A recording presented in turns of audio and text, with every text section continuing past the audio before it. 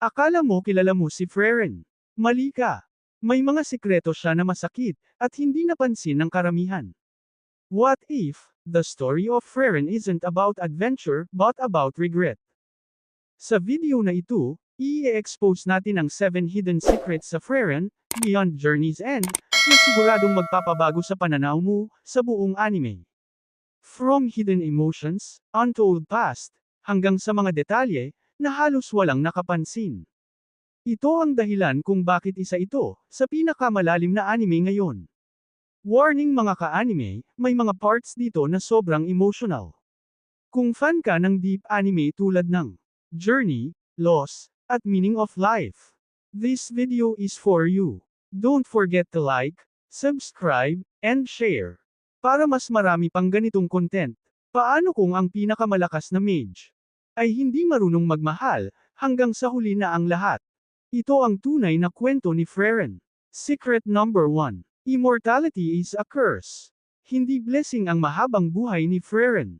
Isa itong parusa.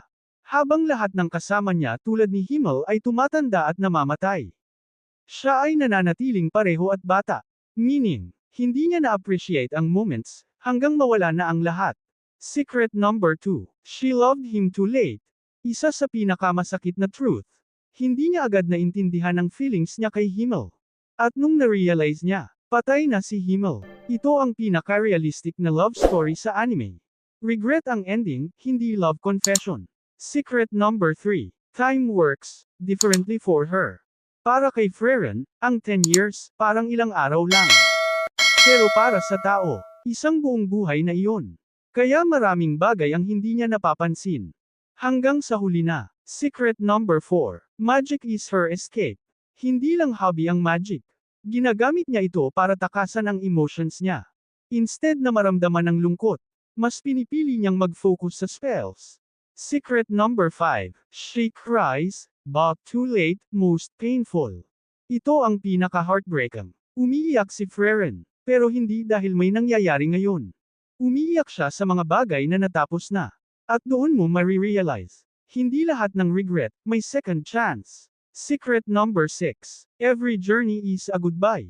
Ang bawat paglalakbay niya ay hindi lang adventure. Isa itong poem. Dahil alam niyang lahat ng makikilala niya mamamatay din. Secret number 7. She's learning to be human. Sa kabila ng lahat, unti-unti siyang natututo. Matutong magmahal, matutong magpahalaga, matutong masaktan. At ito ang tunay na story ng anime. Hindi tungkol sa pagiging malakas, kundi pagiging tao. Kung na-feel mo ang sakit ng kwentong ito, like, subscribe, share, dahil mas marami pang anime secrets ang hindi mo pa alam. Anong secret ang pinaka-tumama sa'yo? Comment nyo ang sagot. Reply kayo. Ang pinakamasakit na sagot, pipiliin ko at i-feature sa next video.